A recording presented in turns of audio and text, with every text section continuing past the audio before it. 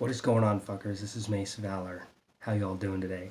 Now, once again, I'm here with some of the Amazon Flex shit. So if y'all don't want to listen to that bullshit, just go ahead and fuck off. But check this shit out. So if you do Doordash, if you do Postmates, if you do Amazon Flex, if you do Lyft, Uber, any of that, this is just a quick, or if you're looking to do any of those things, this is a quick overview of some information on what being an independent contractor is. Now, whenever you first initially sign up for these things, you have to do some tax stuff that's basically saying, hey, I'm an independent contractor. If I make over a certain dollar amount, it's usually $600, that this person will send me my proper tax information so I can pay my taxes come tax time.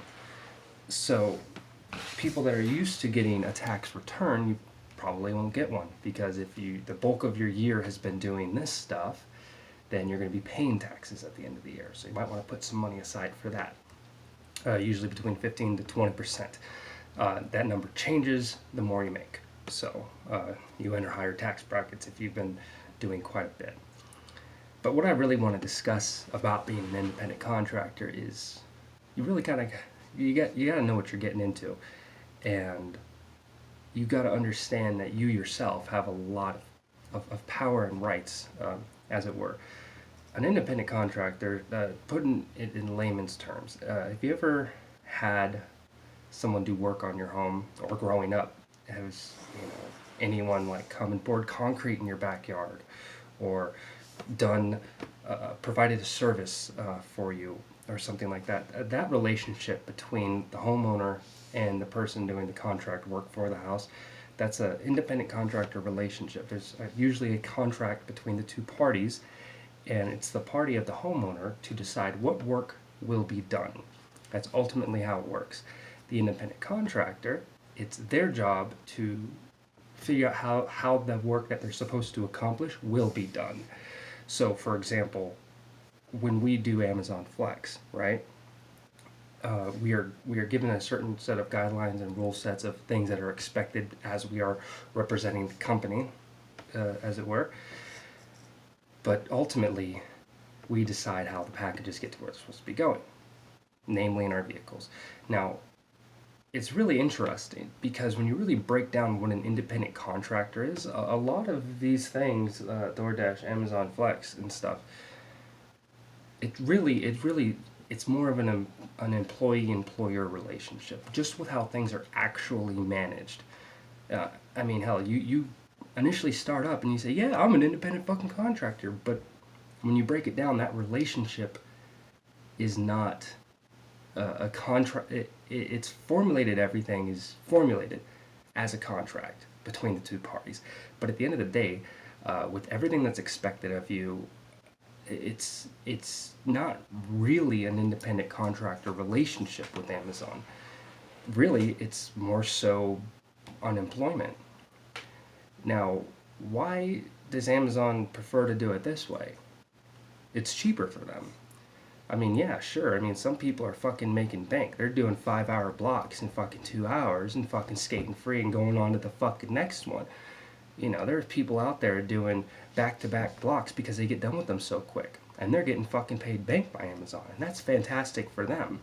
It's even better for fucking Amazon because without having to pay them a steady rate, without having to give them steady hours, that helps Amazon a lot. Their overhead for doing Amazon Flex is dramatically just because when you have full-time employees, after a certain amount of time with the company, then the company is legally required, depends on the state, but for the most part they're legally required to give out things like health insurance and things like that, or at least offer it. But a lot of people just say fuck that if they can. The relationship is entirely an employment relationship, honestly.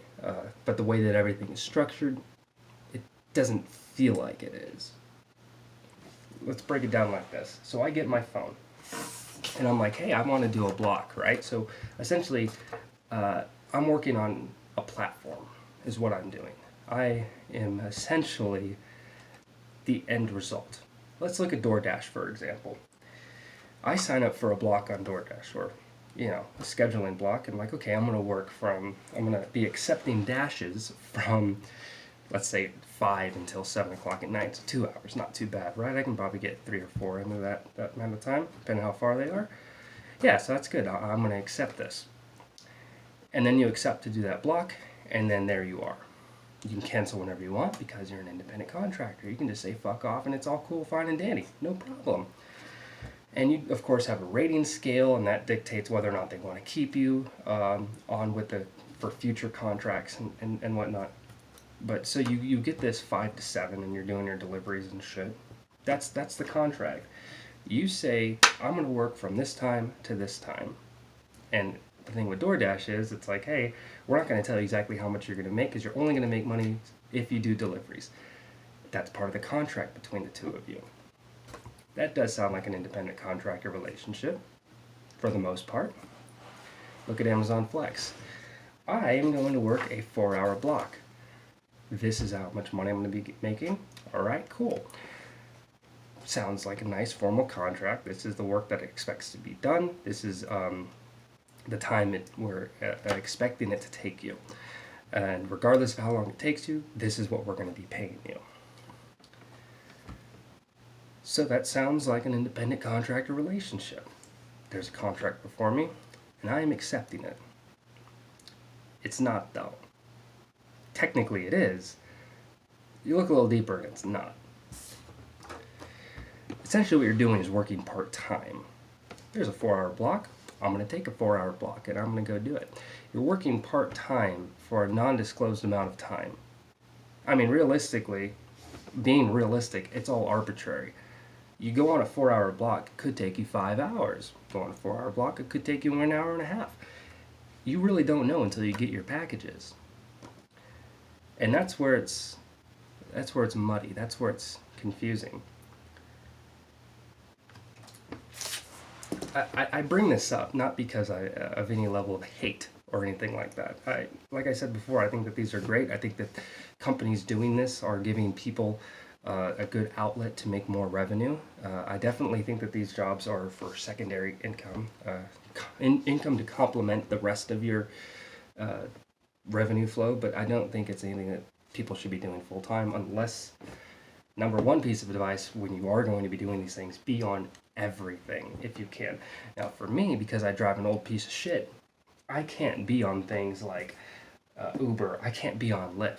I would love to do those things, and I think it would fit what I would like to do a lot better as far as earning extra money. But I can't. So that's why I stick to the delivery platforms, because the delivery platforms, all they give a fuck about is like, can you put gas in it and can it drive? Yes, it can. Fuck it. Go.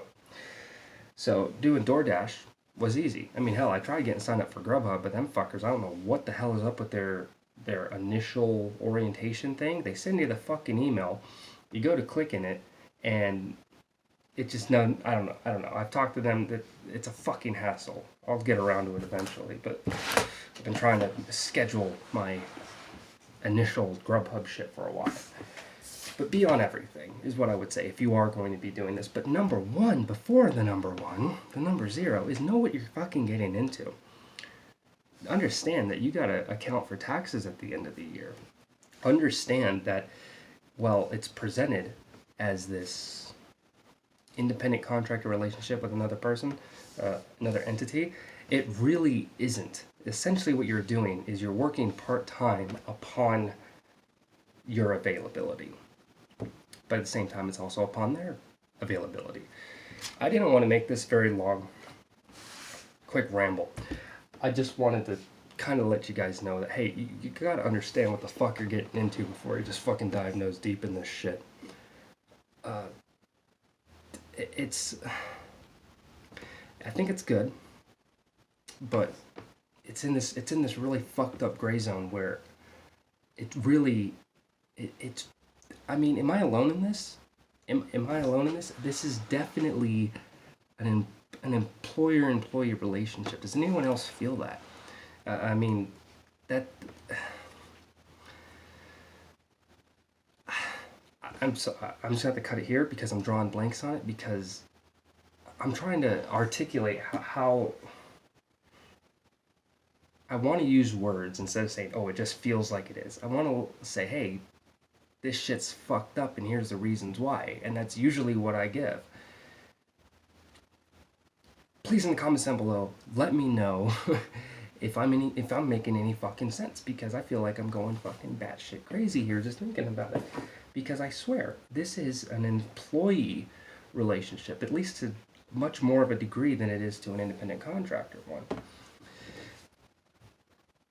Growing up, my mom did construction. She owned her own business, and to me, she was a general contractor, but all of her relationships with her employees were independent contractor relationships, because they would say, hey, I need this done at this location, and she would be the one to determine how it would be done and how much that she would get paid. A lot of times when it comes to an independent contractor, it's up to the independent contractor to kind of set a level of a price point. There's usually some sort of form of negotiation with things. Like with Doordash, I can always say fuck off to a dash because it's not worth my time, energy, gas for the money that's being provided. I usually just say fuck no, I'm not doing that much for that little. You really can't do that with Amazon. You get the block, and it's like you take the block or you don't, right? A lot of people that do the Amazon, they want to take the blocks because it pays fucking great, but they can't, because Amazon scheduling is fucked up. This was just a really quick one. I'm going to jump into the next one in just a moment. That's where I'm going to talk about Amazon scheduling and how realistically it should be to provide a better thing for the independent contractors.